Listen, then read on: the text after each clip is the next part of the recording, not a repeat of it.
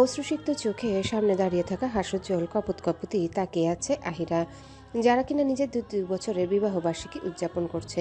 এত বছর পর নিজের অতীতের সাথে দেখা হয়ে যাবে সেটা হয়তো কুরুক্ষেত্রেও ভাবতে পারেনি।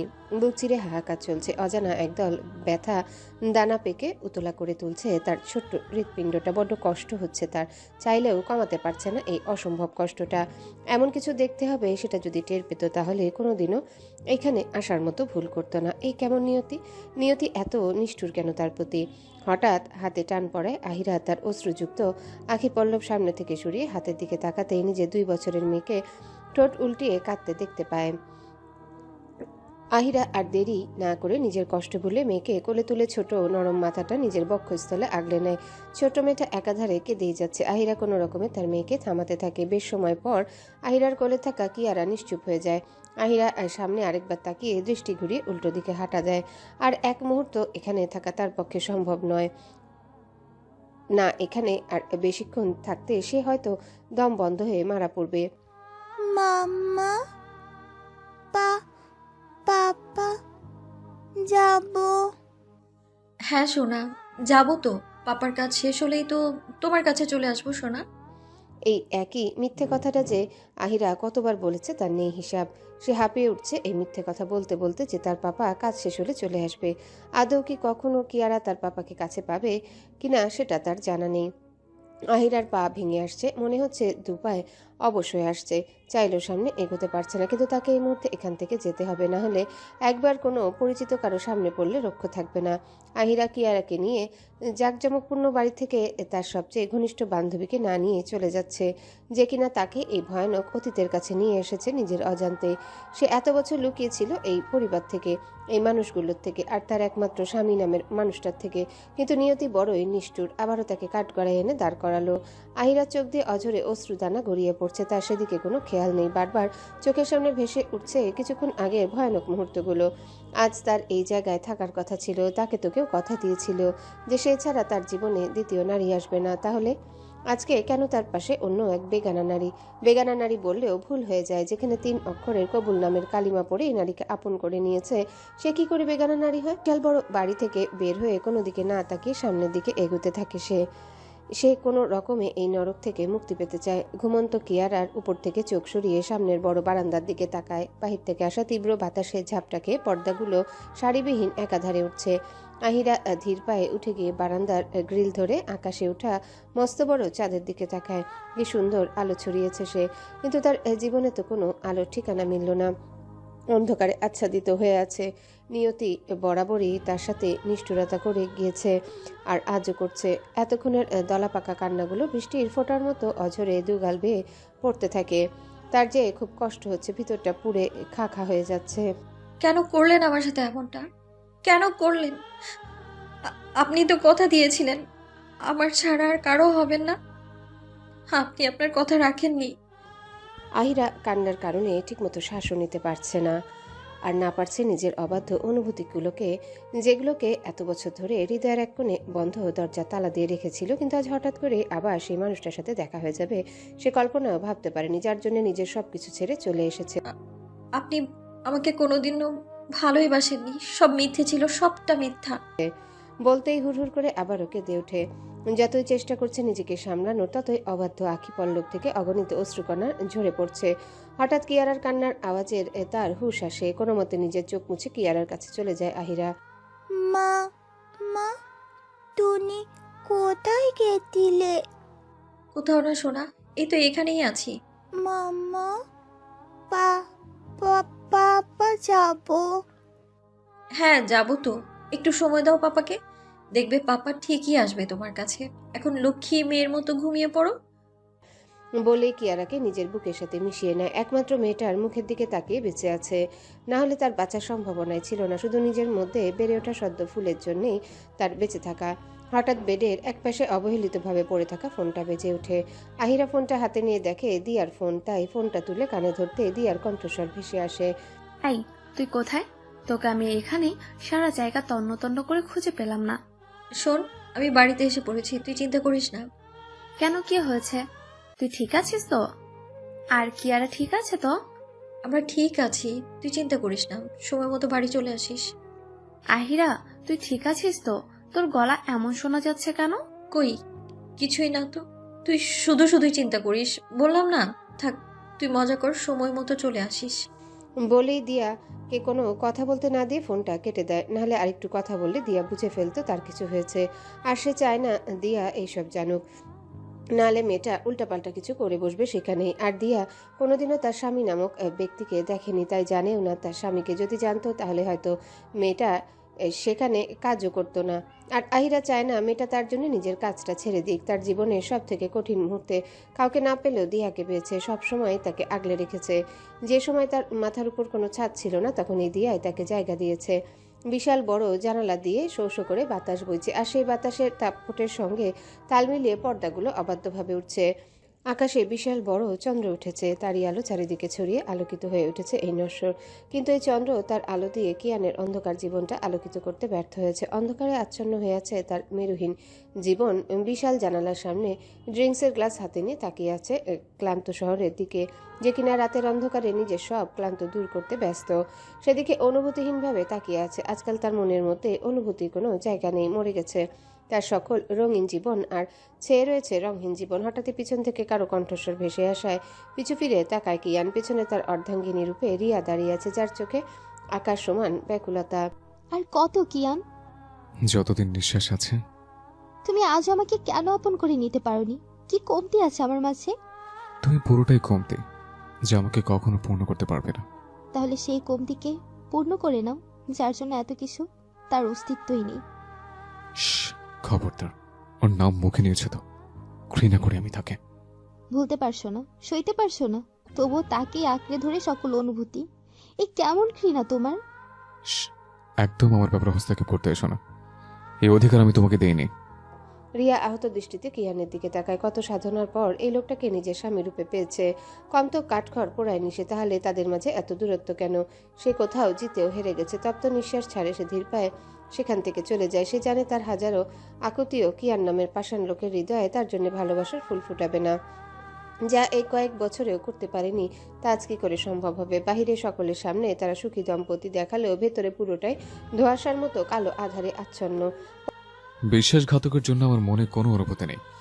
ছলনাময়ী নারী, ঘৃণা করে আমি তোমাকে ছলনাময়ী, জাস্ট ঘৃণা। পর্দার আড়াল ভেদ করে সূর্যের চিকন রোশনি সারা রুমে ছড়িয়ে পড়ে, আলাদাই এক পরিবেশ সৃষ্টি করছে। শীতের দিন সকালের দিকে কনকনে ঠান্ডার মধ্যে এক ফালি মিষ্টি রোদের গরম উষ্ণতা ভরিয়ে দেয়। আহিরা আড়মোড়া ভেঙে উঠে পড়ে। লম্বা কালো ঘন কেশগুলো এলোমেলোভাবে পিঠে ছড়িয়ে আছে, কি স্নিগ্ধ লাগছে তাকে। মুখের আদলে আলাদাই এক মায়া জড়িয়ে আছে, কেউ দেখলে বলতেই পারবে না এই রমণী এক বাচ্চার মা। আহিরা ব্যস্ত ভঙ্গিতে উঠে বসে, রাতে আর রুমের বাইরে পা রাখেনি, তাই জানতে পারেনি দিয়া এসেছে কিনা। তাই দেখতে যাচ্ছে মেয়েটা এসেছে কিনা। দিয়ার রুমে প্রবেশ করতে বেঘরে ঘুমিয়ে থাকা দিয়াকে দেখতে পায়। ঘুমের মধ্যে এতটাই বিভোর যে আশেপাশে কোনো পরিস্থিতি তার কুরুক্ষেত্রেও নেই। আহিরা মৃদু হাসে। মেয়েটা বড্ড অগোছালো, সেও একসময় বড্ড অগোছালো ছিল, তবে সময়ের সাথে সবকিছু পাল্টে গিয়েছে। এখন গোছালো হয়ে গেছে তার জীবন। গুছিয়ে দেওয়ার মতো কেউ নেই যে অগোছালো থাকবে, আর কেউ তাকে যত্ন করে গুছিয়ে নিবে। এই ওঠ, অনেক বেলা হয়েছে, তোর তো আবার অফিস আছে। দীর্ঘক্ষণ ডাকার পর দিয়া আড়মোড়া ভেঙে পিটপিট করে চোখ খুলে চারিপাশে নজর ঘুরিয়ে আবারও চোখ বুজে ফেলে। আহিরা এবার মহাবিরক্ত হয়। এক বাচ্চাকে সামলাতে হিমশিম খায়, আবার আরেক বুড়ো দামড়ি বাচ্চাকে সামলাতে হয়। দিয়া, তুই উঠবি নাকি আমি ঠান্ডা পানি আনবো? আহিরার কথা শুনে দিয়া চট করে চোখ মেলে উঠে পড়ে। কেউ বা চাইবে এই শীতের দিনে সাত সকালে ঠান্ডা পানি দ্বারা উঠতে, তাই আর আলসামি না করে উঠে পড়ে। তারপর মুখ ফুলিয়ে বলে, এটা ঠিক না একদম। হয়েছে, আর নাটক করতে হবে না, যা ফ্রেশ হ। আমিও ওই কিয়ারা উঠলে আবার কান্না করবে। বলেই আহিরা রুম থেকে চলে যায়। কিয়ারা বা যে কোনো বাচ্চাই হোক, ঘুম থেকে সজাগ হওয়ার পর নিজের পাশে কাউকে না দেখতে পেলে ঠোঁট উল্টিয়ে কেঁদে ওঠে। দিয়া তাড়াতাড়ি করে উঠে ফ্রেশ হওয়ার জন্য ওয়াশরুমে ছুটে যায়। 1 বছর হয় সে আদ্রিয়ান কিয়ান চৌধুরীর কোম্পানিতে চাকরি করছে। এই চাকরি পেতে তার বেশ কাঠখড় পোড়াতে হয়েছে। আদ্রিয়ান কিয়ান চৌধুরী কোম্পানিতে চাকরি পাওয়া মুখের কথা নয়, সবাই পাগল এখানে কাজ করার জন্য, কিন্তু সবার ভাগ্যে জোটে না। দিয়াও কম কষ্ট করেনি এর জন্যে। অতীত। প্লিজ স্টপ, আমি এখন কোনোভাবেই বিয়ে করব না। আরে আজব তো, তোর বিয়ে করতে সমস্যা কোথায়? দিনকে দিন দামড়া বুড়ো হয়ে যাচ্ছিস আর বলিস বিয়ে করবি না। এরকম হলে তো তোর জন্য মেয়েই পাওয়া যাবে না। ওকে ফাইন, দরকার নেই আমার কোনো মেয়ের। তাও তুমি এইসব ননসেন্স বিষয় বাদ দাও। ওগো, তুমি তোমার ছেলেকে বোঝাও। রাহেলা চৌধুরীর কথা শুনে এতক্ষণে ইউসুফ চৌধুরীর মুখ খুললেন। এতক্ষণ চুপচাপ মা ছেলের কথা শুনছিলেন, বলার অনুমতি পেতেই মুখ খুললেন। আমি আর কি বলবো? তোমার ছেলে আমার একটা কথাও কি শুনবে? যে আমি বললেই তোমার ছেলে ধৈ ধৈ করে বিয়ে করে নিবে? রাখো, তোমাকে বলাই ভুল হয়েছে, ভুলে গেছিলাম তোমরা তো একই গোয়ালের গরু। রাহেলা চৌধুরীর অপমানজনক কথাবার্তা শুনে ইউসুফ চৌধুরীর মুখে কালো অন্ধকার ছেয়ে যায়। আশেপাশে দাঁড়িয়ে থাকা সার্ভেন্টরা মুখ টিপে হাসতে থাকে, কিন্তু এত কিছুর পরও কিয়ানের ভাবভঙ্গি পাল্টায় না। সে তার মতো একমনে খাবার খাচ্ছে। তাকে দেখে মনে হচ্ছে এই মুহূর্তে তার জন্য খাবার খাওয়া ছাড়া আর কোনো কাজ নেই। তাহলে তুই ঠিক করে নিয়েছিস বিয়ে করবি না। তাহলে আজ থেকে একটা ফোঁটা পানিও আমার গলা দিয়ে নামবে না। এই বলে রাহেলা চৌধুরী উঠে পড়েন টেবিল ছেড়ে। ইউসুফ চৌধুরী ঘাবড়িয়ে যান।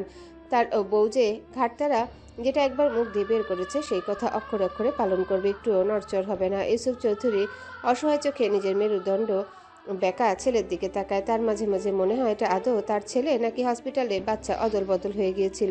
এবার সত্যি তোমার বিয়েটা করে নেওয়া উচিত। বয়স তো কম হয়নি তোর। 28 কি খুব বেশি বয়স নাকি? আমার কাছে তো মনে হচ্ছে না। তাড়াতাড়ি তোমার বউকে গিয়ে বলো এসব অর্থহীন কাজ বাদ দিয়েই খাবার খেয়ে নিতে। সময় হলে আমি বিয়ের কথা বলবো। বলেই বড় বড় পা ফেলে বিশাল বড় দরজা দিয়ে বের হয়ে যায়। আর এদিকে ইউসুফ চৌধুরী পড়েছে মহাবিপদে। একদিকে বউ আর একদিকে ছেলে, আর তাদের মাঝখানে পড়ে তার অবস্থা রফাদফা হয়ে যাচ্ছে। দেশের নামকরা ব্যবসায়ী ইউসুফ চৌধুরী আর রাহেলা চৌধুরীর একমাত্র সন্তান আদ্রিয়ান কিয়ান চৌধুরী। বাবার নাম যেমন সারা দেশে ছড়িয়ে রয়েছে, ঠিক তেমনি কিয়ানের নিজ যোগ্যতায় তার পরিচয় গড়িয়েছে। সে এখন সফল ব্যবসায়ী, দেশের বাইরেও তার বেশ নামডাক রয়েছে। এইচএসসি দেওয়ার পর উচ্চশিক্ষার জন্য যখন আমেরিকায় পাড়ি জমায়, সেখানে পড়ালেখা শেষ করে নিজের বিজনেস শুরু করে। আস্তে আস্তে সে সাফল্যের চূড়ায় পৌঁছে যায়। খুব কম বয়সে এত সাফল্য অর্জন করায় চারিদিকে তা ছড়িয়েছে। একেই কম বয়স, তার উপর সুদর্শন যুবক। বাঙালি হওয়ার পর একেবারে অন্যরকম, বিদেশিদের মতো অধিক ফর্সা, গৌর শরীরের গঠন, চেহারা সবকিছুতেই ব্রিটিশদের ছাপ স্পষ্ট। অথচ গোল ভাসমান কালো মণিযুক্ত চোখ দুটো দেখলে যে কেউই বলবে এশিয়ান কোনো দেশের কোনো এক সম্ভ্রান্ত গোত্রের উত্তরাধিকারী সে। অ্যাটলিস্ট অ্যাটিটিউড তো তাই বলে। এইসব কিছু মেয়েদের নজর কাড়ে সবচেয়ে বেশি। 1 বছর হলো দেশের মাটিতে পা রেখেছে কিয়ান। রাহেলা চৌধুরী 1 বছর শান্ত থাকলেও 1 বছর না হতে রাহেলা চৌধুরীর মাথায় বিয়ের ভূত চেপেছে। এতদিন কোনোভাবে বিষয়টা দমিয়ে গেলেও এখন আর কোনোভাবে রাহেলা চৌধুরীকে দমিয়ে রাখা সম্ভব হচ্ছে না। রাত্রির কালো পর্দা সরে গিয়ে পূর্ব আকাশে ফুটে উঠেছে প্রভাতে সোনালি আভা। আলোকরশ্মির প্রথম ধারা ভেদ করে আকাশে জেগে উঠেছে নতুন দিন। নীলিমার বুকে সোনার রং ছড়িয়ে দিয়েছে সূর্যোদয়ের কোমল আলোকরেখা। বাতাসে ভেসে আসছে ফুলের গন্ধে ভেজা শিহরণ। নবজাগরণের উচ্ছ্বাসে মাতোয়ারা প্রকৃতি আজ শিশির স্নাত দুর্বাদল রৌদ্রকিরণে আরো চমকপ্রদ হয়ে উঠেছে। চারিদিক নিস্তব্ধ, কেবল পাখিরা নিজেদের কণ্ঠে দিনের অভ্যর্থনা জানাচ্ছে। পুরো একদিন হয়ে গেছে রাহেলা চৌধুরী তার কথার এক বিন্দু নড়চড় হয়নি। সে যে বলেছে কিয়ান বিয়েতে রাজি না হলে তার গলা দিয়ে কোনো প্রকার খাবার থেকে শুরু করে পানি পর্যন্ত নামবে না, আর সে তারই কথায় অটুট রয়েছে। কালকে থেকে এক ফোঁটা পানিও ছুঁয়ে দেখেনি সে। রাহেলা চৌধুরী নিজের রুমে চুপচাপ গম্ভীর হয়ে বসে রয়েছে। সূর্য ওঠার পর তিনি আর ইউসুফ চৌধুরী কেউই ঘুমিয়ে থাকেন না। দুজনই একদম ভোরে উঠে পড়েন, বাড়ির স্টাফরা ওঠার আগে। ইউসুফ চৌধুরী তার স্ত্রীকে বোঝানোর চেষ্টা করছে, কিন্তু এতে ফলাফল বরাবরের মতোই শূন্য। একটু কিছু খাও দেখ, না হলে তোমার প্রেশার লো হয়ে যাবে। বলেছি না আমি কিছু খাবো না। তুমি তোমার কাজে যাও তো, আমাকে আমার মতো থাকতে দাও। ইউসুফ চৌধুরী অসহায়ের মতো স্ত্রীর দিকে তাকিয়ে থাকে। মা যেমন তার ছেলেও তেমন, ঘাটতারা সব মিলে সে আছে মহাবিপদে। একদিকে ছেলে আর একদিকে বউ, এদের মধ্যে কাকে বোঝাবে সে জানে না। তার মধ্যে রাহেলা চৌধুরী শরীর অলরেডি খারাপ হতে শুরু করেছে। কালকে সহ আজকেও যদি কোনো প্রকার খাবার আর সঠিক সময়ে ওষুধ না নেয় তাহলে তিনি আরও অসুস্থ হয়ে পড়বেন। এই মহিলা কি তার কথা শোনার মানুষ? তিনি বুঝতে পারেন না ছেলেটা তারই আদৌ না, মানে একটু তার মতো কোনো গুণ বা অভ্যাস থাকতো। চোখে মুখে ইউসুফ নিজের ছায়া খুঁজে ফিরেন, অথচ পান কেবল তার দাদার প্রতিচ্ছবি, রকচটা বদমেজাজি হটকারী। ভাগ্যের পরিহাসে ঠিক তেমনি এক স্বভাবের সঙ্গিনীও তার জীবনে জুটেছে। মা ছেলে একটাও তার কথার কও ধরে না। এই দুঃখ সে কোথায় রাখবে বুঝে উঠতে পারে না। ধীরে ধীরে দিনের দীপ্তি মিলিয়ে যাচ্ছে। সূর্য অস্তগামী হয়ে দিগন্তে নেমে আসছে গাঢ় কালো অন্ধকারের আভা। নীলিমার বুক জুড়ে ছড়িয়ে পড়েছে অসতিপীর বৃদ্ধের মতো শান্ত অন্ধকার। তবে দিনের আলো মিলিয়ে গেলেও থেমে নেই ব্যস্তময় শহর। শহরের প্রতিটি কোণায় অস্থিরতা স্রোত, আবার কোথাও কোথাও অলস নিস্তব্ধতা, চাদরে মোড়ানো নিঃসঙ্গতা। মানুষ যাচ্ছে আপন গন্তব্যে, সময়ের লাগাম কেউ টানতে পারে না। যেমন অনন্তকাল সময় কারো জন্য থেমে থাকে না, তেমনি এই নির্দয় নগরও থেমে নেই কারো অনুপস্থিতি বা অপেক্ষায়। রাত 10:30 বাজে, কিন্তু এখনও রাস্তাঘাট জমজমাট। কিয়ান কিছু সময় আগেই বাড়িতে ফিরেছে। বাড়িতে প্রবেশ মাত্রই চিন্তিত ইউসুফ চৌধুরীকে দেখতে পান। চিন্তামগ্ন হয়ে সোফার উপর বসে থাকতে ইউসুফ চৌধুরী তার ছেলের পদচারণার শব্দ কানে যেতেই চমকে উঠে তাকান। এক মুহূর্তের জন্য তার মুখে প্রশান্তির ছাপ ফুটে উঠে ধীর পায়ে তিনি উঠে দাঁড়িয়ে কিয়ানের দিকে এগিয়ে আসেন। কিয়ান, ইউসুফ চৌধুরীর কথায় কিয়ান থেমে যায়। শান্ত চোখে বাবার দিকে তাকিয়ে শান্ত স্বরে জিজ্ঞাসা করে, বলো বাবা। বিয়েটা করে নি বুঝলি? তোর মা কালকে থেকে কিছু খায়নি, এখনো বিছানায় অসুস্থ হয়ে পড়ে আছে।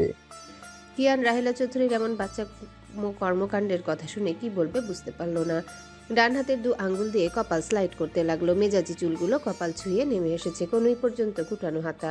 কনুই থেকে হাতের কবজি পর্যন্ত হাতের রগগুলো ফুলে ফেপে উঠেছে রাগের প্রভাবে। কিন্তু এর আগে যে তার মায়ের জেদকে দমাতে পারবে না সেটাও সে জানে। কপাল থেকে আঙ্গুল সরিয়ে ঝাঁকড়া চুলের ভাঁজে একবার হাত চালিয়ে নিজেকে শান্ত করার বৃথা চেষ্টা চালালো। নিজেকে শান্ত করে ইউসুফ চৌধুরীর দিকে তাকিয়ে বলে, আই থিঙ্ক তোমার বউকে ব্রেনের ডাক্তারের কাছে নিয়ে যাওয়া উচিত। তা না হলে এই বয়সে বাচ্চাদের মতো বিহেভ কেউ করে না।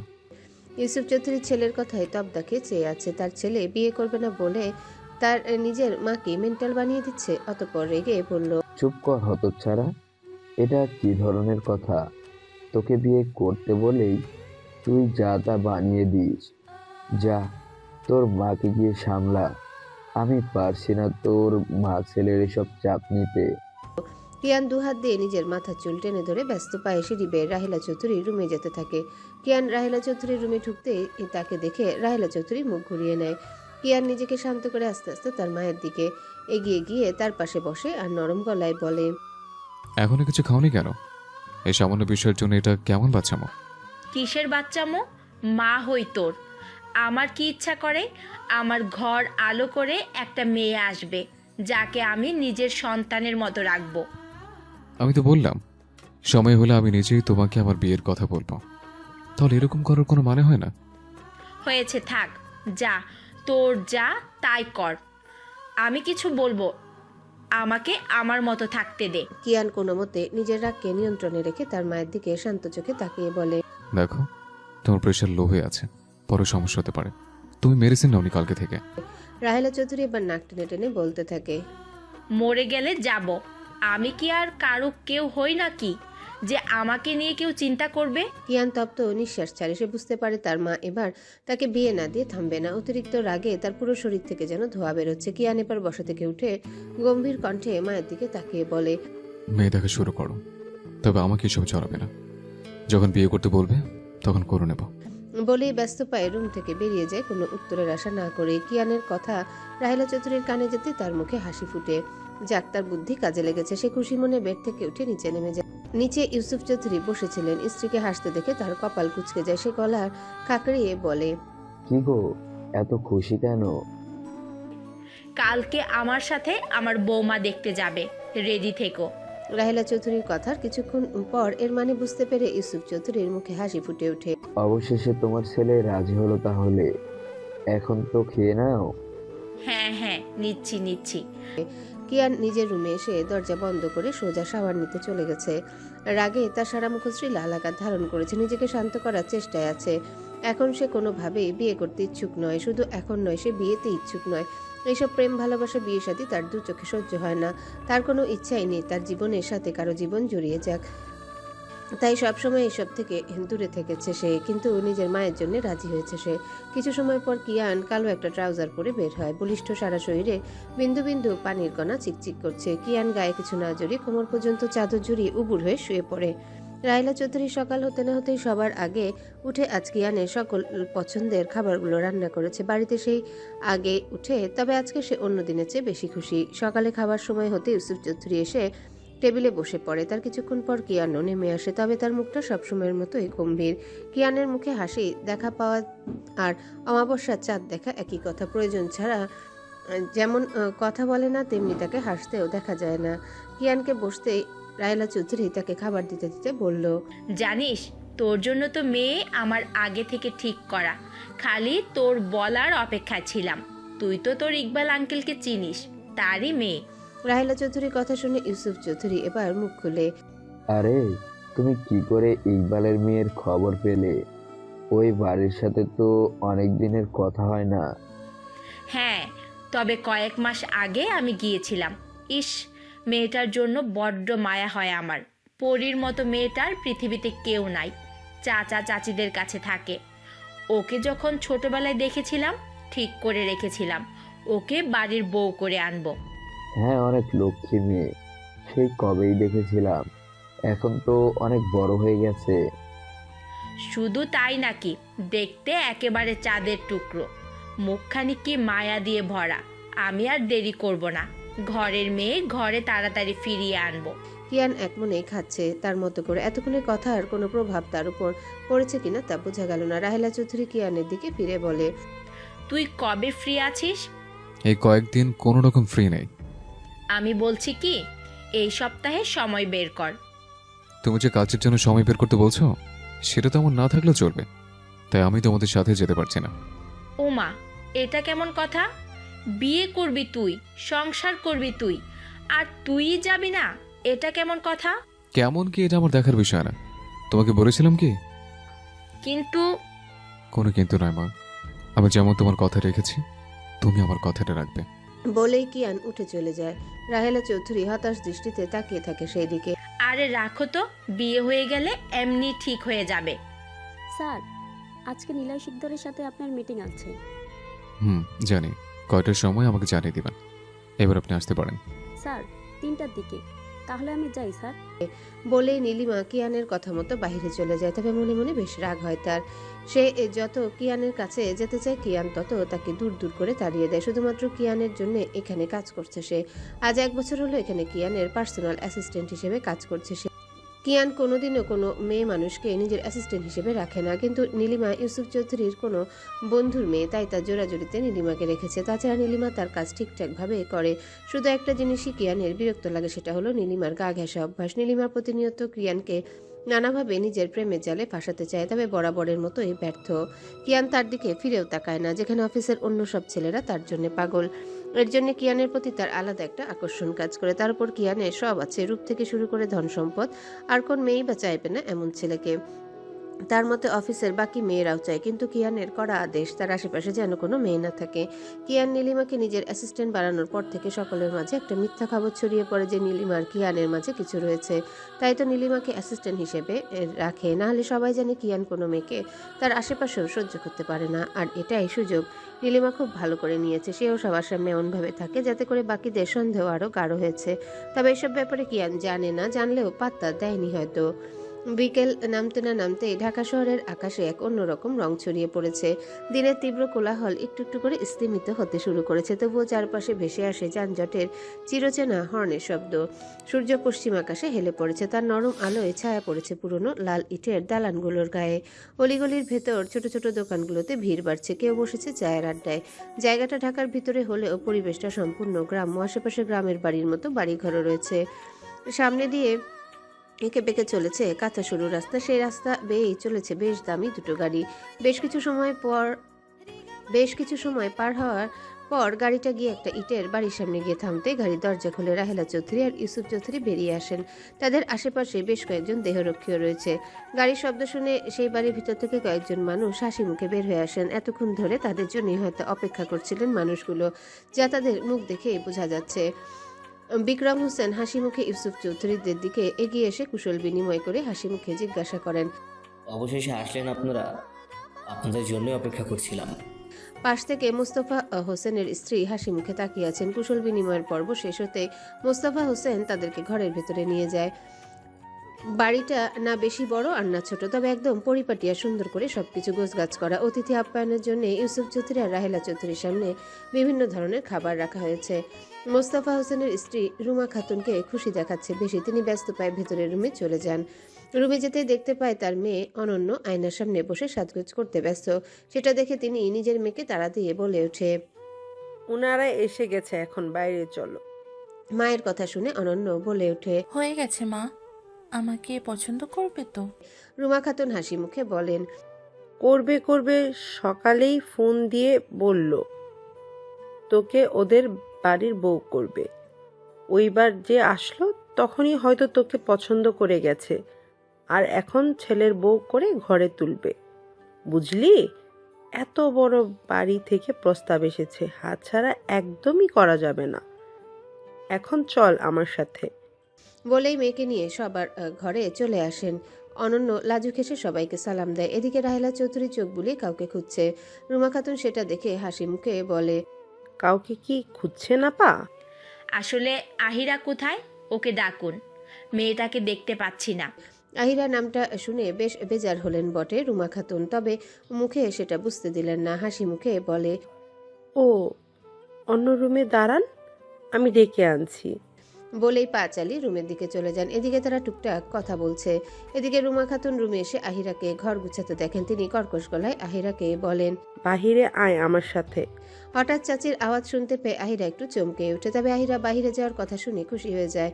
গোলগাল চেহারায় হাসি রেখা ফুটে ওঠে, কারণ কিছুক্ষণ আগেও রুমা খাতুন তাকে মেহমানের সামনে যেতে না করেছিলেন, কিন্তু এখন যাওয়ার কথা শুনে খুশি হয়ে যায় সে। আহিরা খুশি মনে রুমা খাতুনের সাথে বাহিরে চলে আসে। আহিরাকে দেখতে পেয়ে রাহেলা চৌধুরী খুশি হয়ে যায়। সে হাতে ইশারা করে আহিরাকে নিজের কাছে ডাকেন। এর আগেও সাক্ষাৎ হওয়ায় আহিরা মুহূর্তের মধ্যে রাহেলা চৌধুরীকে চিনতে পারল। এর আগের বার এই মানুষটা তাকে অনেক আদর করে গিয়েছিলেন, তাই আবার একই ব্যক্তিকে দেখতে পেয়ে আহিরা খুশি হয়ে যায়। সে রাহেলা চৌধুরীর কথা মতো তার কাছে গিয়ে হাসি মুখে জিজ্ঞাসা করে, আসসালামু আলাইকুম আন্টি, কেমন আছেন আপনি? ওয়ালাইকুম আসসালাম। আমি তো ভালো আছি মা, তুই কেমন আছিস? আমিও খুব ভালো। তোমরা আসবে আমি তো জানতামই না। এখন তো জেনে গেছিস, তাই এতক্ষণ কোথায় ছিলি? তোকে খুঁজছিলাম আমি। ওই রুমেই ছিলাম আর কি। আহিরার সাথে এত খাতির দেখে অনন্য আর রুমা খাতুন নাক শীতকালো সকলে অগোচরে। এত আদিক্ষেতা করার কি আছে? আহিরা রাহেলা চৌধুরীর সাথে কথা বলার ফাঁকে হঠাৎ তার নজর যায় ইউসুফ চৌধুরীর উপর। ইউসুফ চৌধুরীকে দেখে আহিরা ঠিক তাকে চিনতে পারল না। আহিরার মুখভঙ্গি দেখে রাহেলা চৌধুরী বুঝতে পারলেন ব্যাপারটা, তাই তিনি হাসি মুখে বলেন, এটা তোর আঙ্কেল। আহিরা ব্যাপারটা বুঝতে পেরে হাসি মুখে ইউসুফ চৌধুরীর দিকে তাকিয়ে বলে, আসসালামু আলাইকুম আঙ্কেল, সরি আপনাকে চিনতে পারিনি। আহিরার কথা শুনে ইউসুফ চৌধুরী হালকা হেসে দিলেন। আহিরার যখন 8 বছর তখন দেখেছিলেন তিনি মেয়েটাকে, আর আজকে এত বড় হয়ে গিয়েছে। ইউসুফ চৌধুরী আহিরার দিকে তাকিয়ে হাসি মুখে সালামের উত্তর দেন। ওয়ালাইকুম আসসালাম মামনি, কেমন আছো তুমি? আলহামদুলিল্লাহ আঙ্কেল, আপনি কেমন আছেন? এতক্ষণ ভালো ছিলাম না, তোমাকে দেখেই মন ভালো হয়ে গেল।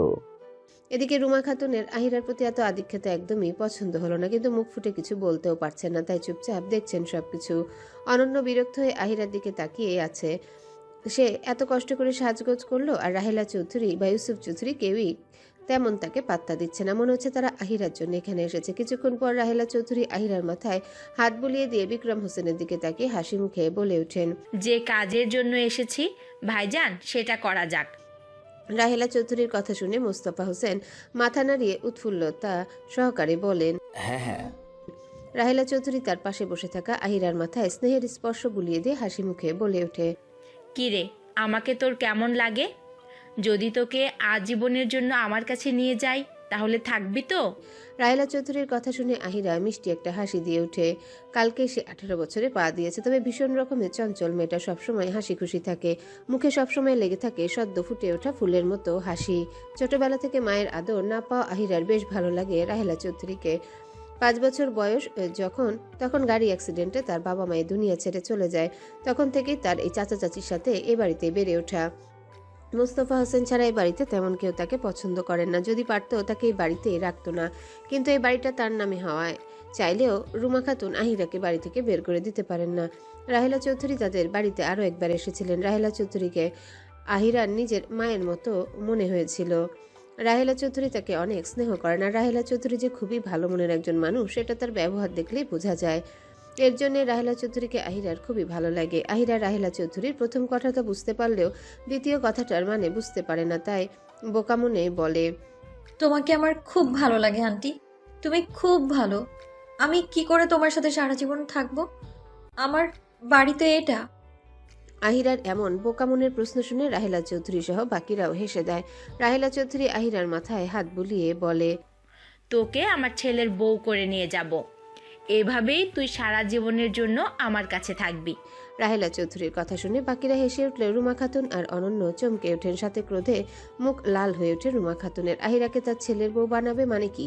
তার জানা মতে তো তার মেয়েকে আজকে দেখতে এসেছে চৌধুরী বাড়ির মানুষেরা, তাহলে এখন এমন কথা বলছে কেন? রাহেলা চৌধুরী সেটা বুঝতে পারছেন না। রুমা খাতুন ইশারায় নিজের স্বামীকে রান্নাঘরে আসতে বললেন। মোস্তফা হোসেন তার স্ত্রীর থাকা অস্থিরতা বুঝতে পারেন, তাই তিনি তার স্ত্রীর পিছনে চলে যান। মোস্তফা হোসেন রান্নাঘরে আসতে রুমা খাতুন তার স্বামীর দিকে প্রশ্ন ছুড়ে মারেন। ওনারা কি বলছেন? আহিরাকে কেন বাড়ির বউ বানাবে? ওনারা তো কালকেই বললেন আমাদের মেয়েকে দেখতে আসছেন, তাহলে? বেশ রাগী সুরে কথাগুলো বললেন রুমা খাতুন। মোস্তফা হোসেন তার স্ত্রীর কথা শুনে ধীর কণ্ঠে বলে, আস্তে কথা বলো, ওনারা শুনতে পাবে। আমাদের মেয়ে বলতে আহিরাকে বুঝিয়েছে। ওনারা আহিরাকে বাড়ির বউ করার জন্য এসেছেন, অন্যকে নয়। মানে কি? এই বিয়ে কোনো মতে হতে দিব না। ওই মুখপুরি এত ভালো বাড়ির বউ হয়ে যাবে, আর আমার মেয়ের কি হবে?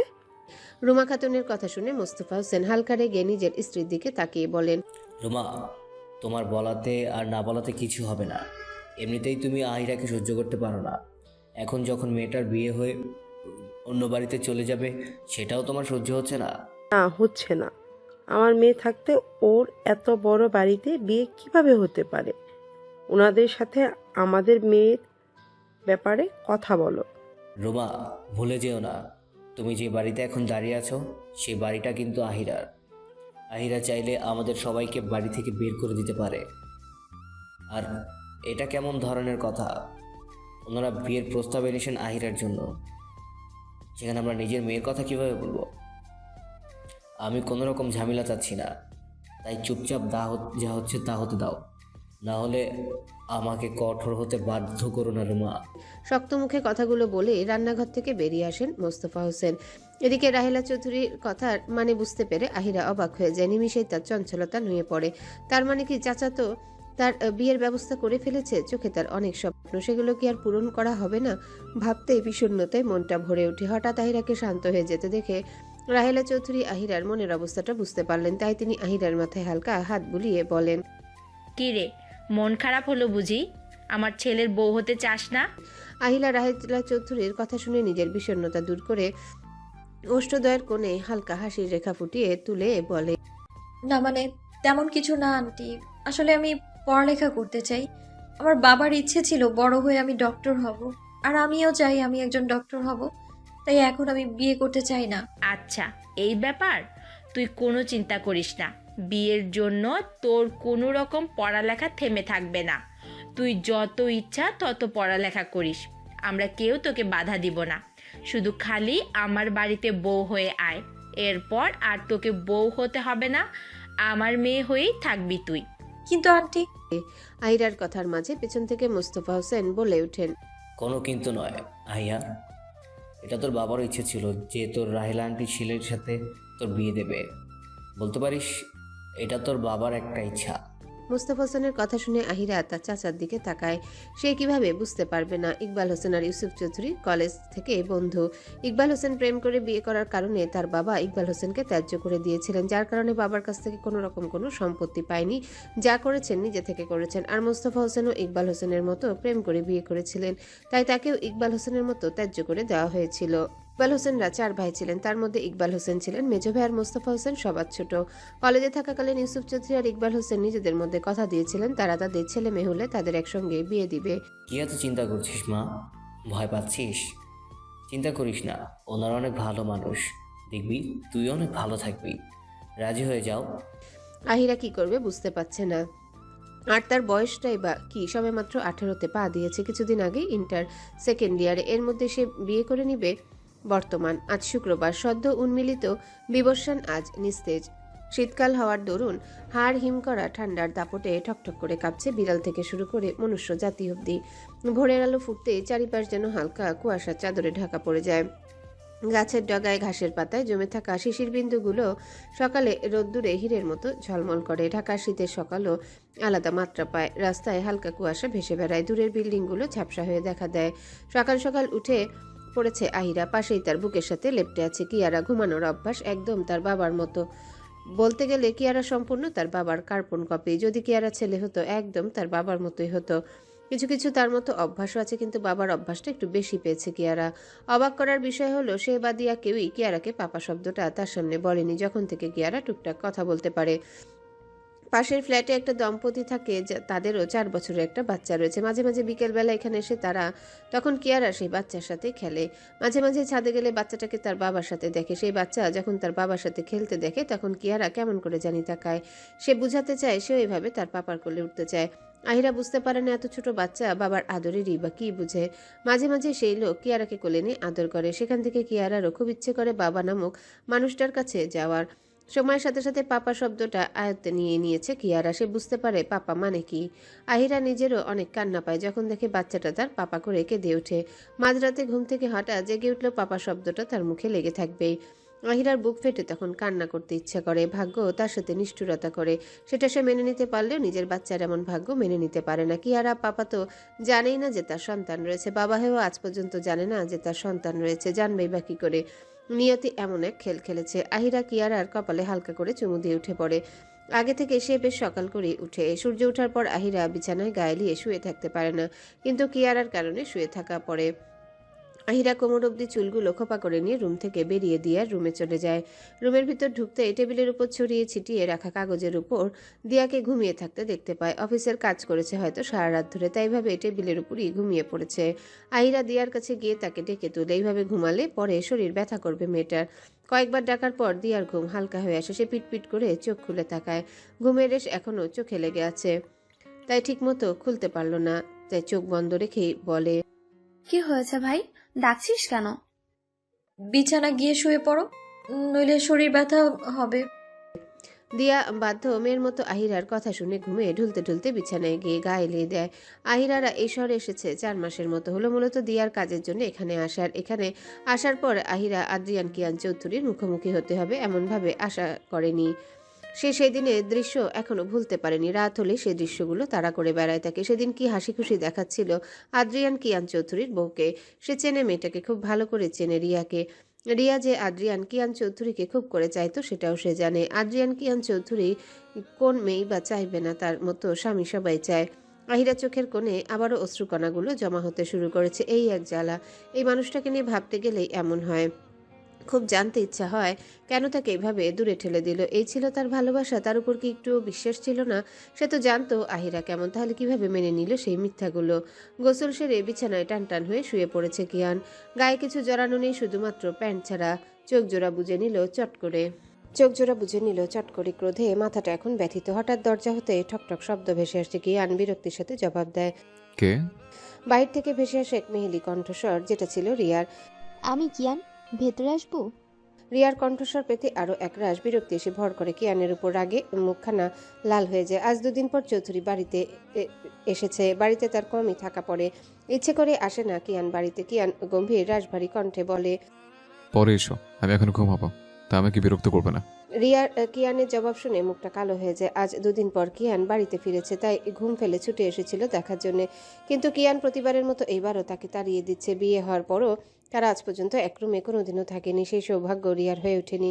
কিয়ান তাকে স্ত্রী হিসেবে কোনোদিনও মেনেই নেয়নি। যেখানে তার জায়গা কিয়ানের রুমেই হয়নি, সেখানে কিয়ানের মনে জায়গা করবে কিভাবে? রিয়া মন খারাপ করে সেখান থেকে নিজের রুমে চলে যায়। এই কিয়ানকে নিজের করে পাওয়ার জন্য এত কিছু করেছে, যা হয়তো কেউ করেনি। কিন্তু দিন শেষে সে কোথাও একটা জিতে গিয়েও হেরে গিয়েছে আহিরার কাছে। আহিরা নামটা আজও কিয়ানের মন থেকে মুছতে পারেনি সে। কিয়ান যতই মুখে বলুক সে আহিরাকে ঘৃণা করে, কিন্তু সত্য এটাই যে কিয়ানের মনে আহিরা ছাড়া দ্বিতীয় কোনো নারী নেই। আহিরা নামটার মতো সে এই মানুষটাকেও ঘৃণা করে। রিয়ার এত কষ্ট করে কিয়ানকে পেয়েও না পাওয়ার মতো হয়ে গেল। রিয়ার রাগে দুঃখে কান্না করতে ইচ্ছা হয়। 2 বছরেও কিছু করতে পারেনি। একতরফা ভালোবাসা এমন কেন? একতরফা ভালোবাসা এক অদ্ভুত দহন, যা আবার সৌন্দর্য বটে। কেননা অদেখা চোখের অশ্রু, অপ্রকাশিত হৃদয়ের বেদনা, এসবেই জন্ম নেয় সবচেয়ে গভীর ভালোবাসার কাব্য। যেখানে হৃদয়ের গোপন বারান্দায় জমে থাকা অগণিত আকাঙ্ক্ষা প্রতিদিনই আলো খোঁজে, কিন্তু সে আলো পৌঁছায় না কখনো ওই ব্যক্তির চৌকাঠ অবধি। রিয়া এবার সত্যি এইসবে ক্লান্ত হয়ে পড়েছে। কিয়ানকে স্বামীরূপে পেয়েও সে কিয়ানকে সম্পূর্ণরূপে পায়নি। তার ভিতরে বয়ে চলা এই দহনের সমাপ্তি কোথায় সে জানে না। সে শুধু এটাই চায় কিয়ান যাতে তাকে একটু ভালোবাসে। দরকার নেই তার অসীম ভালোবাসার। কিয়ানের মনে তার জন্য একটু জায়গা হলেই চলবে। রিয়ার নিজের রুমে ঢুকে ক্লান্ত মনে বিছানায় বসে পড়ে, চোখের কোণে অশ্রুকণা এসে হানা দিয়েছে। কিয়ান কেন তাকে মেনে নিচ্ছে না? সে কি এতটাই খারাপ দেখতে যে কিয়ানের মনে তার জন্য একটুও মায়া জন্মায় না? সেই কিয়ান যতক্ষণ বাড়িতে থাকে রিয়ার ততক্ষণ কিয়ানের পিছু পিছু ঘুরঘুর করে, কিন্তু তাও কিয়ান তাকে দেখেও দেখে না। রিয়ার পাশে পড়ে থাকা ফোনখানা তুলে নিয়ে কাউকে ফোন দেয়। বেশ কিছু সময় পর ফোনের অপর প্রান্তের মানুষটা ফোনটা ধরতে রিয়ার কান্নারত কণ্ঠে বলে, মম, আমি এসব নিতে পারছি না। কিয়ান আমাকে কোনো দিন মেনে নিবে না হয়তো। জানো, একটু আগেও আমি ওর কাছে গিয়েছিলাম, কিন্তু ও আমাকে ওর দরজা থেকে ফিরিয়ে দিয়েছে।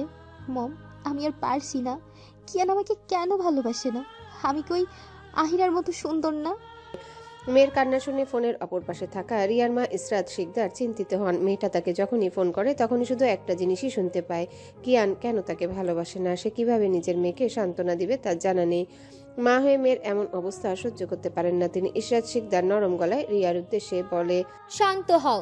তোমাকে আমি বারণ করেছিলাম এমনটা করো না, কিন্তু তুমি তো আমার কথা বুঝলে না। কি হলো কিয়ানকে বিয়ে করে? ওর ভালোবাসা কি তুমি পেলে? শোনো, ভালোবাসা এত সস্তা নয় যে যাত্রার সাথে যখন তখন হয়ে যাবে। আর তুমি খুব ভালো করে জানতে কিয়ান আহিয়াকে কতটা ভালোবাসে, তারপরও তোমার মন থেকে কিয়ান নামটা মুছতে পারোনি। এত কিছু করে লাভ কি হলো?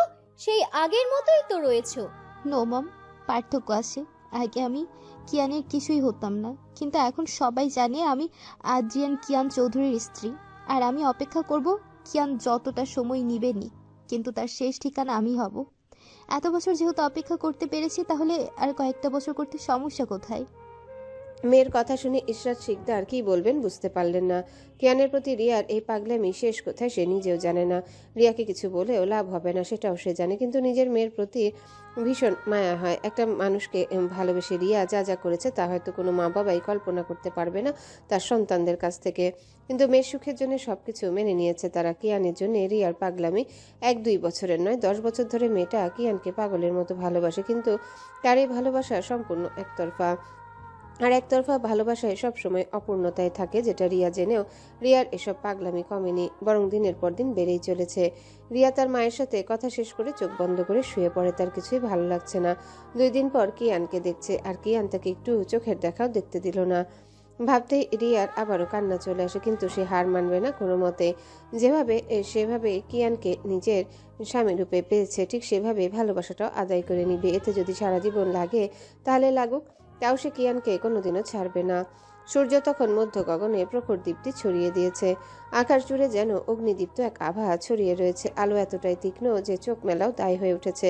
শীতকাল হলেও দুপুরের সময় সূর্যটা এমনভাবে তার অগ্নিদীপ্ত ছড়িয়ে দেয়, মনে হয় এই গরমে ঝলসে যাবে সব। কারো কাছে অগ্নিদীপ্ত শরীরের এক স্নিগ্ধ উষ্ণতা ছড়িয়ে দেয়, আবার কারো গোটা শরীর ঘামে লেপ্টে দেয়। আহিরা সবে মাত্রই সব কাজ মিটিয়ে গোসল করে বের হলো। শুক্রবার হওয়ায় বেশ কিছু জামা কাপড় ধুয়ে বারান্দায় মেলে দিয়ে এসেছে, আর দিয়া কিয়ারাকে জামা পরিয়ে দিয়ে তার সাথে খেলছে। এই দুটা যখন একসাথে থাকে মনে হয় তো দুটোই বাচ্চা। দিয়া এত বড় হয়েও বাচ্চা মোকামার নাম নেই। সে নিজেও কিয়ারার সাথে খেলতে খেলতে বাচ্চা হয়ে যায়। আহিরা তার ভেজা লম্বা কেশগুলো বড় একটা টাওয়েল দিয়ে পেঁচিয়ে নিয়ে দিয়ার দিকে তাকিয়ে বলে, কিয়ারাকে নিয়ে খেতে আয়, আর খেলতে হবে না, পরে খেলিস। আহিরার কথা শুনে দিয়া হেসে কিয়ারাকে কোলে তুলে ড্রয়িং রুমে চলে আসে। তাদের ফ্ল্যাটটা বেশ বড়ই, 2 বেডরুম আর 2 বেডরুমে বারান্দা, বড় রান্নাঘর, লিভিং রুমে দারুণ স্পেস। তাই তাদের দুজনের কোনো সমস্যা হয় না তেমন। দুজন মিলে মিশেই ভাড়া দেয়। সব মিলিয়ে 30,000-এর মতো খরচ পড়ে। দিয়ার প্রতি মাসে 50,000 টাকা বেতন পায়, তাই তাদের খরচ নিয়ে তেমন সমস্যা হয় না। আহিরা এখানকার বাসার কাছে একটা প্রাথমিক বিদ্যালয়ে টিচার হিসেবে কাজ করে মাসে 30,000 বেতন পায়, যার কারণে তাদের দুজনের টাকা দিয়ে বেশ ভালোভাবে সংসার চলে যায়। দুজন মিলেমিশেই তাদের এই ছোট্ট সংসারটা সামলায়। খাবার খাওয়ার মাঝে হঠাৎ দিয়া বলে ওঠে, জানিস আহিরা, আমাদের যে বস আছে না, তোকে যাদের বিবাহ বার্ষিকীতে নিয়ে গিয়েছিলাম তাদের মাঝে কিছু একটা ঘাবলা আছে বুঝলি। আসার আগে দেখেছিলাম আদ্রিয়ান স্যার কিভাবে তার ওয়াইফকে দূরে সরিয়ে দিচ্ছিল। ওনার ওয়াইফ বারবার তার হাত ধরতে চাইছিল, কিন্তু স্যার কেমন জানি রেগে যাচ্ছিল। দিয়ার মুখে কিয়ানের কথা শুনে আহিরা হাত দুটো থেমে যায় আপনা আপনি। সে কিয়ারাকে খাওয়াচ্ছিল। দিয়ার কথা শুনে না চাইতেও বুকটা কেমন করে উঠল। সে কি করে দিয়াকে বোঝাবে, তার কষ্ট হচ্ছে। বারবার রিয়াকে কিয়ানের ওয়াইফ বলাতে কিন্তু মুখ ফুটে বলতে পারছে না মেয়েটাকে, যে সে যেন থেমে যায়। তার প্রচন্ড কষ্ট হচ্ছে তার ছোট্ট হৃৎপিণ্ডটায়। আহিরা নিজেকে কোনো রকমে সামলে কোনো রকম হেসে বলে, বাদ দে তো, তোর স্যার কি করবে না করবে ওটা তোকে ভাবতে হবে না, ওটা ওনাদের ব্যক্তিগত ব্যাপার। দিয়া খেতে খেতে উত্তর দেয়, তাও ঠিক, কিন্তু ওনার যে ওয়াইফ আছে না, ওটাকে দেখলে আমার রাগ বাহির হয়। এমন ভাব নেয় যেন সে কি নাকি। হয়েছে, চুপ কর। রাগ লাগলে তার ব্যাপারে কথা বলার দরকার নেই, চুপচাপ খা। বলে আহিরা লুকিয়ে নিজের চোখের কোণে আসা অশ্রুকণাগুলো মুছে নেয়। দিয়ার সামনে কোনোভাবে কাঁদা যাবে না, না হলে মেয়েটা তাকে হাজারটা প্রশ্ন করবে। এরপর তার পেট থেকে এক এক করে সব কথাও বের করবে। আহিরা নিজেও জানতো না কিয়ানের দ্বিতীয় বিয়ের কথা। সেই রাতে সেখানে যাওয়ার আগের দিন রাতে দিয়া তাকে তার স্যারের দ্বিতীয় বিয়ের কথা বলেছিল, কিন্তু নামটা না বলার কারণে আহিরা বুঝতেও পারেনি এটা তারই স্বামী। হঠাৎ দিয়া আহিরার দিকে তাকিয়ে বলে, আহিরা, সেদিন তুই পার্টি থেকে আমাকে এইভাবে না বলে কেন এসেছিলি? ওখানে কি তোর সাথে কিছু হয়েছিল? কাজের চাপে তোকে এই ব্যাপারে আর কিছু জিজ্ঞাসা করতেই ভুলে গিয়েছিলাম। এবার বল, কেন এসেছিলি? দিয়ার কথা শুনেই আহিরা কি বলবে ভাবনায় পড়ে যায়। মেয়েটা এত খুঁতখুঁতে কেন? আহিরা গলা খাকড়িয়ে কোনো রকমে বলে, খাওয়ার সময় কি শুরু করেছিস তুই? বলেছিলাম তো এমনি চলে এসেছি, ভালো লাগছিল না। আর কিয়ারাও কান্না করছিল এত লোকজন দেখে, তাই আর না পেরে তোকে রেখে চলে এসেছিলাম। সত্যি তো? কিন্তু আমার কেন জানি মনে হচ্ছে তুই আমার থেকে কিছু লুকাচ্ছিস। সন্দেহ সহকারে বলে দিয়া। এদিকে দিয়ার কথায় আহিরা শুকনো ঢোক গিলে কোনো রকমে বলে, আজকাল তুই একটু বেশিই ভাবছিস, চুপচাপ খা তো, তোর থেকে আবার কি লুকাবো আজব। আহিরার কথা শেষ হতে কোলে বসে থাকা কিয়ারার হাসি মুখে আধো আধো গলায় আহিরার দিকে তাকিয়ে বলে, মাম্মা, পাপা যাবো, পাপা। কিয়ারার কথা শুনে দিয়া কিয়ারার দিকে তাকিয়ে বলে, এই যে আর এক পাপা কি পারি, শুরু হয়ে গেল পাপা। এই বুড়ি, মামা করবি বুঝলি? দিয়ার কথা শুনে কিয়ারা মুখটা হালকা বেঁকিয়ে বলে, না না, পাপা পাপা পাপা যাবো। দিয়াও জানে কিয়ারাকে যতই না করুক না কেন কিয়ারা পাপা পাপা করেই যাবে যতক্ষণ না পর্যন্ত তার মন ভরছে।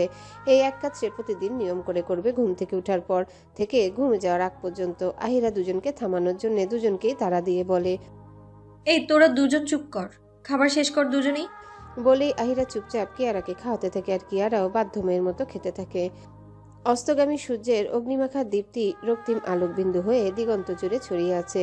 শীতের দিনের বিকেল অবহেলায় আকাশ ধূসর নীল রঙের মৃদু ছায়ায় আচ্ছন্ন হয়ে আছে। বিকেলের নরম আলো ঘরে প্রবেশ করে প্রতিটি আসবাবপত্র, জানালার শীতল রেশ, এমনকি মেঝেও ধূলিকণায় নিজস্ব দীপ্তিতে ঝলমল করে উঠছে।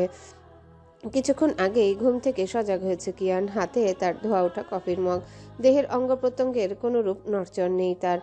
একচিত্তে দাঁড়িয়ে সে দৃষ্টি তার বিশাল বড় বারান্দা থেকে নিচে সৌন্দর্যে ঘেরা বাগানের উপর আবদ্ধ হলেও মস্তিষ্কে প্রবল আকারে ঘুরছে অজস্র চিন্তায় সে এতটাই মগ্ন যে তার হাতে থাকা কফির মগ থেকে উষ্ণ ধোঁয়া উঠতে উঠতে মগে থাকা গরম কফিখানা ঠান্ডা তরলে পরিণত হয়েছে ইতিমধ্যে। কিন্তু এতে হুঁশ জ্ঞান নেই তার, গায়ে এখনো কিছু জড়ানো নেই তার। এখন পর্যন্ত রুমের বাহিরে পা রাখেনি সে, ইচ্ছে করেই রাখেনি সে।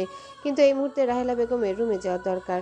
তাই হাতে থাকা কফির মগটা পাশের টেবিলের উপর রেখে গায়ে টি শার্ট জড়িয়ে রাহেলা চৌধুরী রুমের দিকে পা বাড়ায়। সিঁড়ি বেয়ে নিচে নামতে লিভিং রুমে বসে থাকতে দেখতে পায় কিয়ান সোজা গিয়ে তার মায়ের সামনে বসের পর শান্ত গম্ভীর ভঙ্গিতে বলে, ঠিকমতো মেডিসিন নিচ্ছ না কেন? তোমাকে কি বলেছি ঠিকমতো মেডিসিন নেবে? কিয়ানের কথা শুনে রাহেলা চৌধুরী ছেলের দিকে তাকান। ছেলেটা তার আগের থেকেও দ্বিগুণ চুপচাপ হয়ে গেছে।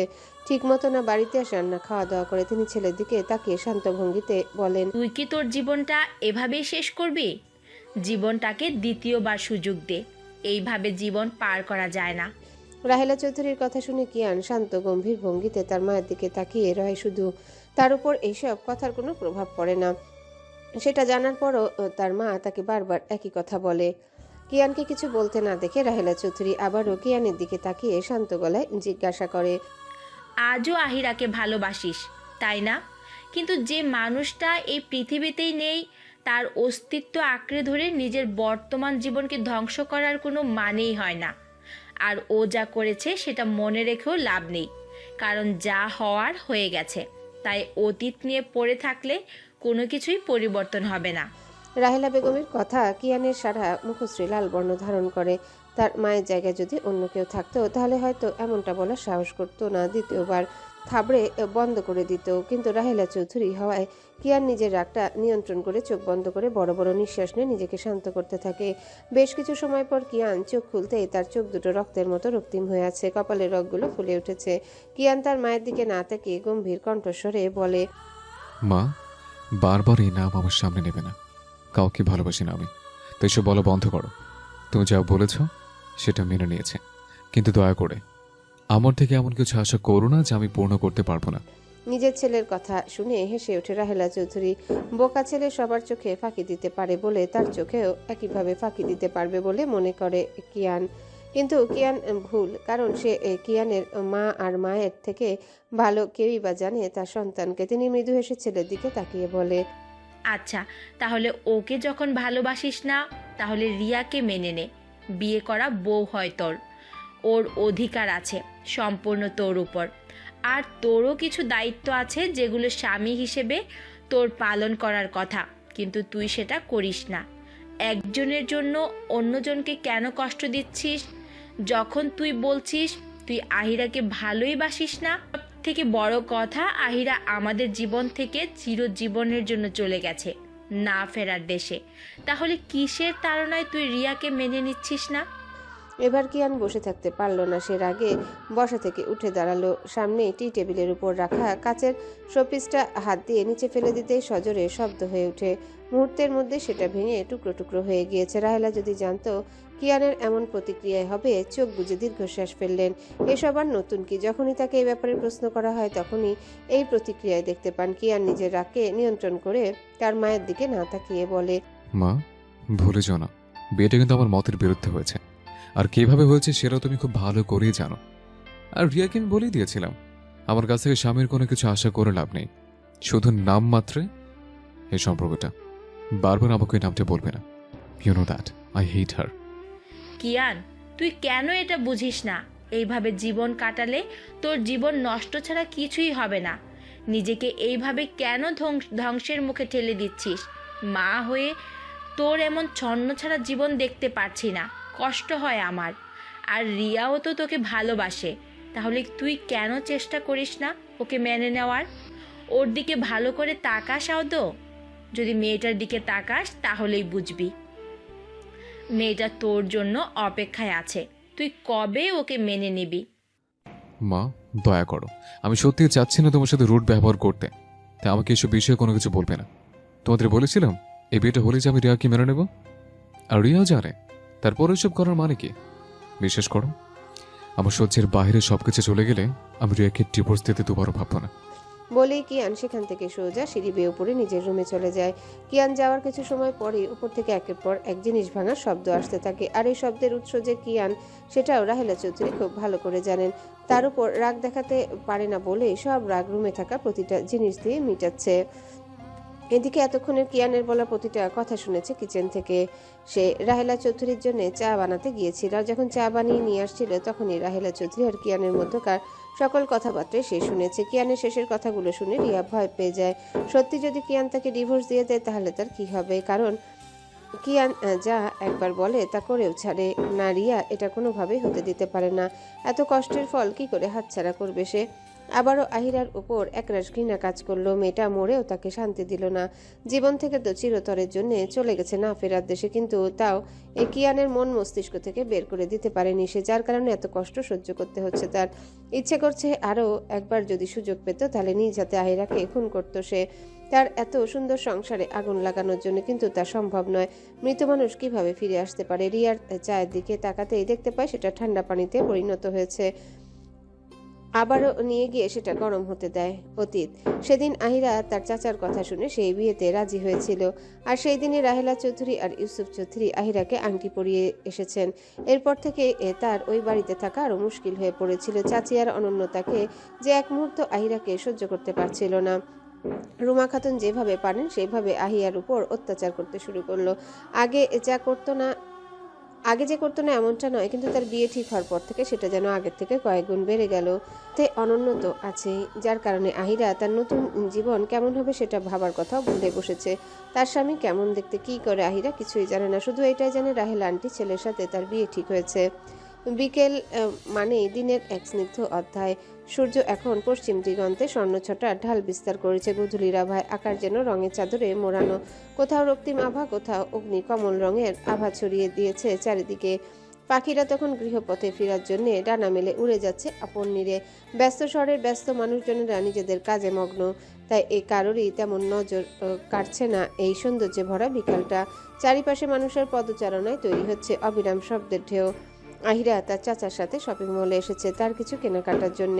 কয়েকদিন পর বিয়ে হবে, তাই মোস্তফা হোসেন আহিরাকে এক প্রকার যুদ্ধ করেই নিয়ে এসেছে। আহিরাকে কিনে দেওয়া নিয়ে রুমা খাতুনের সাথে ঝগড়াও হয়েছে, সে কিছুতে আহিরাকে কিছু কিনে দিতে দিবে না।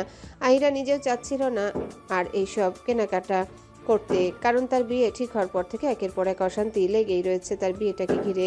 আহিরার ইচ্ছে করছে বিয়েটা ভেঙে দিয়ে অনন্যর সাথে রাহেলা চৌধুরীর ছেলের বিয়েটা ঠিক করতে, তাহলে যদি এসব অশান্তি কমে। কিন্তু যখনই বাবার কথা মনে আসে তখন আহিরা কিছুই করতে পারে না। কিন্তু সে এটাও চায় না তার জন্য চাচা চাচির মধ্যে রোজ রোজ ঝগড়া হোক। অনন্য আর তার চাচি তাকে দেখতে পারে না, তার উপর এত বড় ঘর থেকে আহিরার জন্য প্রস্তাব। সব মিলিয়ে মা মেয়ে কেউ মেনে নিতে পারছে না। বাবা মা হারানো মেয়ের ভাগ্যে এত ভালো হতে পারে সেটা তারা কোনোভাবে মেনে নিতে পারছে না। আহিরা বুঝতে পারে না সে কি করলে তার চাচি তার সাথে ভালো ব্যবহার করবে।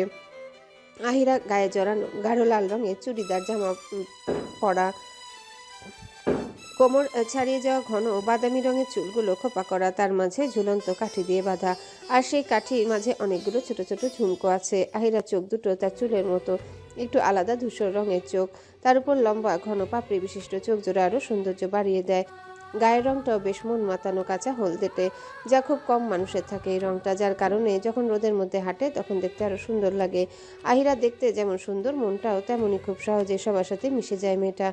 মেয়েটা খুবই চঞ্চল, দুদণ্ড চুপ করে বসে থাকতে পারে না একদমই। আহিরা একটু আগে দুহাতের জন্য দুজোড়া লাল চুড়ি কিনেছে ফুটপাত থেকে। চুড়ি আহিরার সব থেকে পছন্দের, তাই যখনই কোথাও চুড়ি দেখে তখন সেটা না কিনে থাকতে পারে না সে।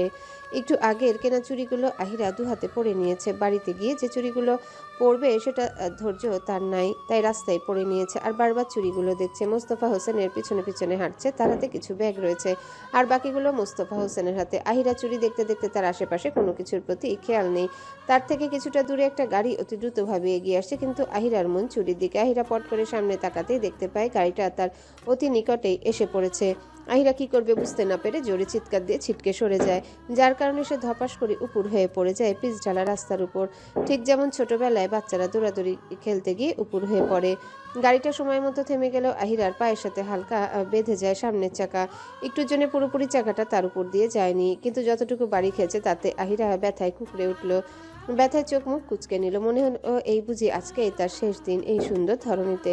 পিচ ঢালা রাস্তায় এইভাবে মুখ থুবড়ে পড়ার ফলে হাতে থাকা কাচের চুড়িগুলো মুহূর্তের মধ্যে ভেঙে আহিরার হাতে ঢুকে গিয়ে রক্ত পড়া শুরু করে দিয়েছে। এদিকে রাস্তার সবাই আহিরার দিকে তাকিয়ে আছে, আশেপাশে মানুষ জমা হয়েছে। মোস্তফা হোসেন কি হয়েছে সেটা দেখার জন্য পিছনে ফিরে তাকাতে আহিরার এমন অবস্থা দেখে ছুটে যান তিনি আহিরার কাছে। ব্যথায় আঁখি পল্লব পানিতে ভরে উঠেছে, আহিরা টোকা দিলেই টপ টপ পানি ঝরবে। মোস্তফা হোসেন তাড়াতাড়ি করে আহিরাকে ওঠার জন্য সাহায্য করতে থাকে, কিন্তু আহিরা উঠতে পারে না, কারণ হাতের তালুতেও আঘাত পেয়ে সেখানটায় বেশ জায়গা ছিলে গিয়ে রক্ত বেরোচ্ছে। ঠিক আছিস তো মা? কিভাবে হলো ওইসব? তুই দেখে চলতে পারিস না? চাচার কাছ থেকে আদর ভরা বকুনি খেয়ে আটকে থাকা অশ্রুকণাগুলো বৃষ্টির পানির মতো টপটপ করে পড়তে শুরু করেছে। মেয়েটা ফুপিয়ে কেঁদে ওঠে এবার।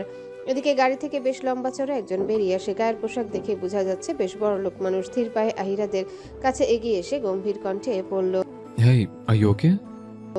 আহিরা টইটুম্বুর চোখে সামনে দাঁড়িয়ে থাকা ছেলেটার দিকে তাকালো। কান্না করার ফলে মেয়েটার নাক টমেটোর মতো লাল হয়ে গেছে। আহিরা সামনে দাঁড়িয়ে থাকা কিয়ানের কথার কোনো উত্তর দিল না। একরাশ রাগ এসে ভর করেছে, এই লোকের জন্য মরতে মরতে বেঁচে গেছে সে। এই লোকটার জন্যই তার শখের চুড়িগুলো এইভাবে ভেঙে গেছে। কিয়ানের চোখে মুখে বিরক্তির ছাপ স্পষ্ট। ইম্পর্টেন্ট কিছু কাজ থাকা এদিকে এসেছিল।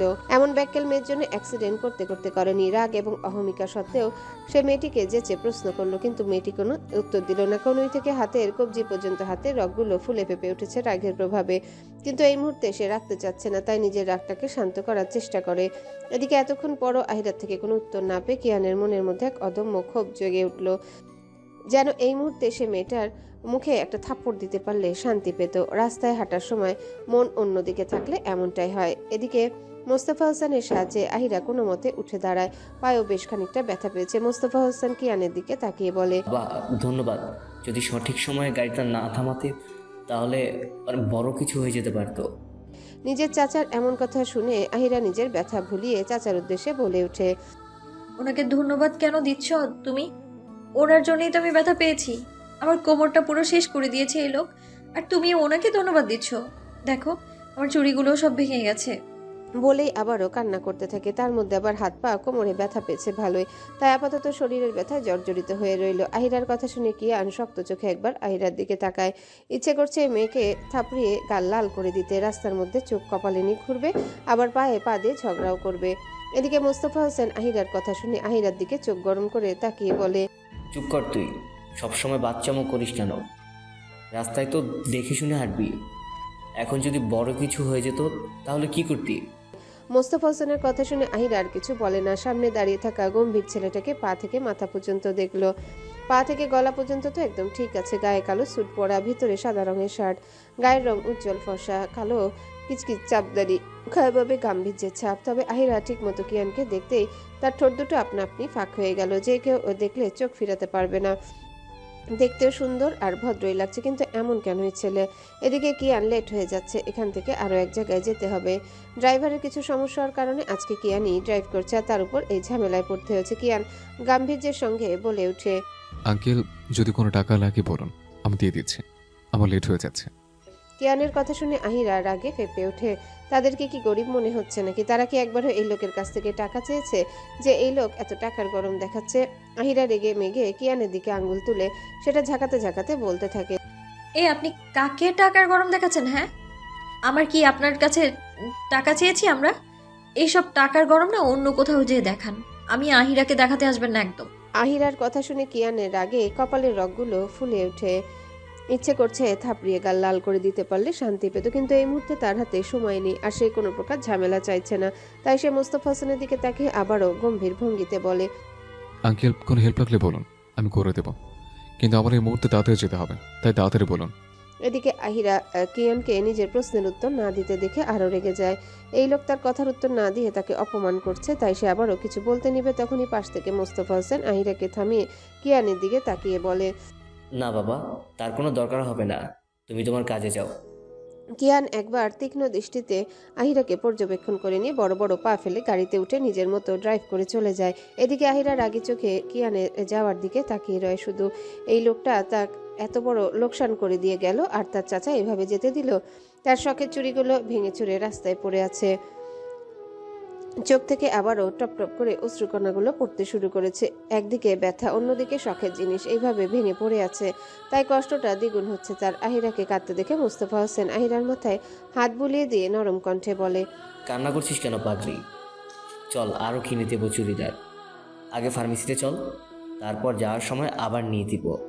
মোস্তফা হোসেনের কথা শুনে কান্নার মাঝে আহিরার মুখে হাসি রেখা ফুটে ওঠে। এতক্ষণের কষ্টটা কিছুটা কমে এলো বুঝি। এরপর মোস্তফা হোসেন আহিরাকে কোনো রকম ধরে একটা রিক্সা ডেকে সেটাই উঠে পড়ে আর ফার্মেসিতে নিয়ে যেতে বলে দেয়। রাতের আবির্ভাব যেন এক নীরব মহোৎসব। আকাশে তারাদের দীপ্তি ছড়িয়ে পড়েছে অনন্তের পরিধিতে।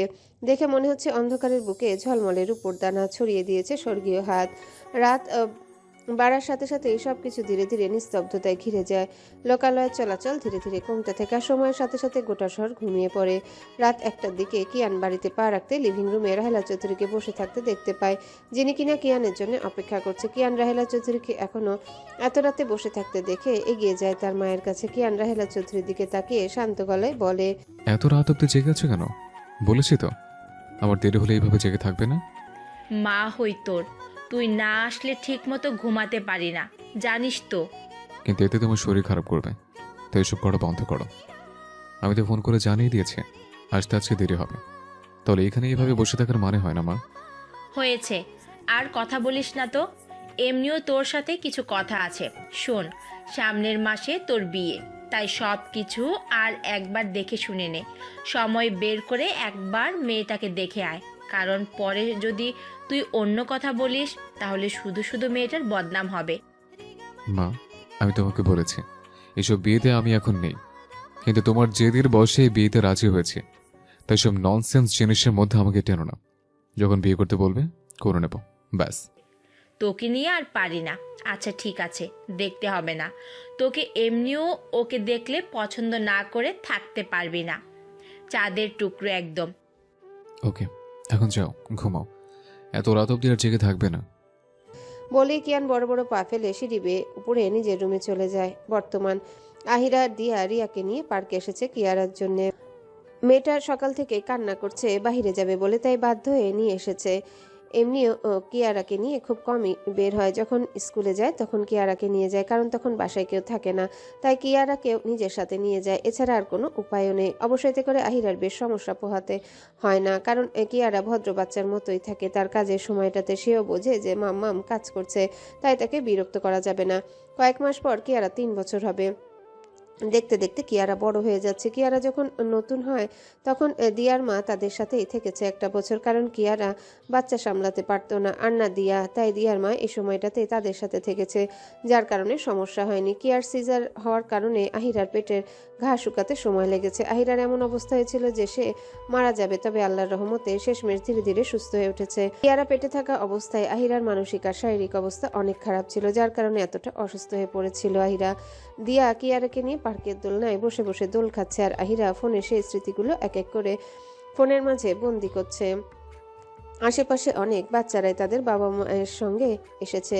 মূলত এটা বাচ্চাদেরই পার্ক, তাই আশেপাশে ছোট ছোট নানান বয়সের বাচ্চা রয়েছে। কিয়ারা টুকটাক করে হাঁটতে পারে, যার কারণে কোলে খুব কমই থাকতে চায় সে। কিয়ারার চোখগুলো একদম আহিরার মতো। কিয়ারার চোখ জোড়ে শুধু তার মায়ের, এছাড়া গায়ের রং থেকে শুরু করে সবকিছুই বাবার মতো পেয়েছে। যে কেউ বাবা মেয়েকে সামনাসামনি দেখলে বলে দিতে পারবে এরা বাপ বেটি।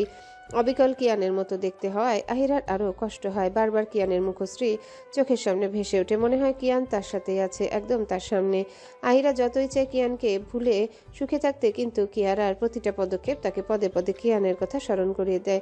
আচ্ছা কিয়ান কিয়ারাকে দেখলে কি খুশি হতো? জানা নেই তার, কারণ কিয়ান চাইতো না সে তাড়াতাড়ি বাচ্চা নেই, কারণ তার ভয় হতো যদি বাচ্চা নেওয়ার কারণে আহিরার কিছু হয়ে যায়।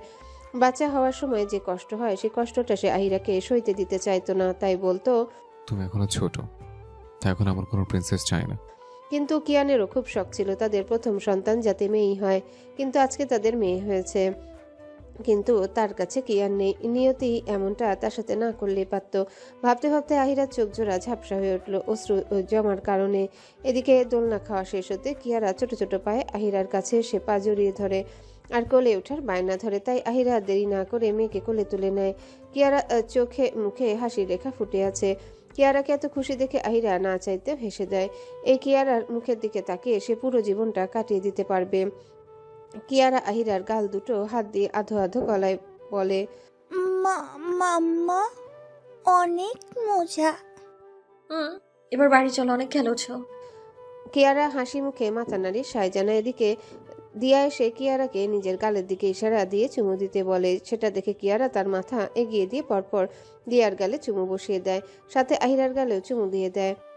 এই বুড়ি, আমার আরো চুমু চাই, এতক্ষণ নিয়ে বেড়ালাম তোকে। হো আইনি এত দেই। দিয়া আবারও গাল বাড়াতে কিয়ারা অনেকগুলো চুমু দিয়ে দেয় দিয়ার গালে। তারপর কিয়ারাকে নিয়ে পার্ক হতে বের হয়ে বাড়ির দিকে যেতে থাকে। যেতে যেতে আহিরা দিয়াকে জিজ্ঞাসা করে, দিয়া, কালকে কি তোর অফিস আছে? নেই, আমি ছুটি নিয়েছি 2 দিনের। কেন, কি হয়েছে? তাহলে কিয়ারাকে বাসায় রেখে যাব। কালকে স্কুলে অনুষ্ঠান আছে, আর জানিসই তো কিয়ারা এত লোকজনের মাঝে থাকে না, তাই আর কি। আচ্ছা সমস্যা নেই, তুই নিশ্চিন্তে যা। কিয়ারা বুড়ি আমার সাথে থাকবে এই 2 দিন। কিয়ান মাত্রই ব্যস্ত পায়ে বাহির থেকে বাড়ির ভিতরে প্রবেশ করতে তার সামনে হঠাৎ করে রিয়া এসে দাঁড়ায়। মেয়েটা বেশ সাজগোজ করে রয়েছে, ঠোঁটে হালকা লিপস্টিক, চোখ দুটো কাজল দিয়ে ভরাট করা, গায়ে গাঢ় নীল রঙের শাড়ি জড়ানো, ফর্সা শরীরে গাঢ় রংটা বেশ ফুটে উঠেছে, যার কারণে দেখতেও সুন্দর লাগছে।